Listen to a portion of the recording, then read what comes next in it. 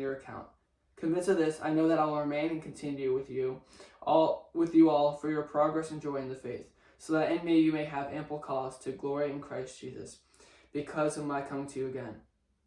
Now with this, basically like what he's saying is that because right now he's in prison, and so they're talking about executing him possibly. So he's saying that he wants to be executed because, quite frankly, for him it'd be better to not have to suffer through this anymore and just be with God whom he loves.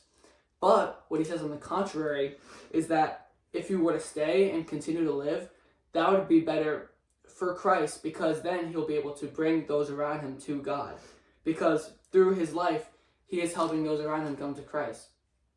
So this just really goes to show, to an extreme point, of how our lives, the main purpose of our lives is just to bring others to Christ and not just focus on ourselves, right? Mm-hmm. So if he's saying that his life would be beneficial for those around him, it just makes me reflect on my own life and just think to myself, is me continuing to live, is that amplifying other people's walk to Christ and amplifying other people's lives, or am I just focusing on myself?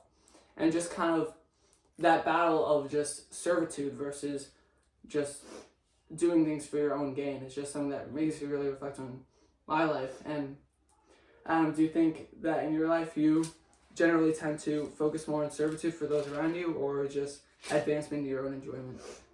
I mean, certainly the answer I'd like to say is servitude to those around me, but of course, as Christians, we do fail. Romans, 8:28, for all have sinned and fallen short of the glory of God. And we have that, and we have this selfish urge within us to, in Paul's case, to depart and be with Christ. For that is far better, and it is. It is better for us to be with Christ, but sometimes we need to be here. Obviously, it's not always a case of life and death like it is with Paul, but we need to be in the situations, the school, the workplace, the family that God has put us in, to be that light, to be Christ. Because, I mean, you look as he says in,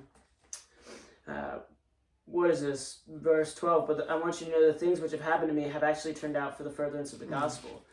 So it has become evident to the whole palace guard and to all the rest that my chains are in Christ.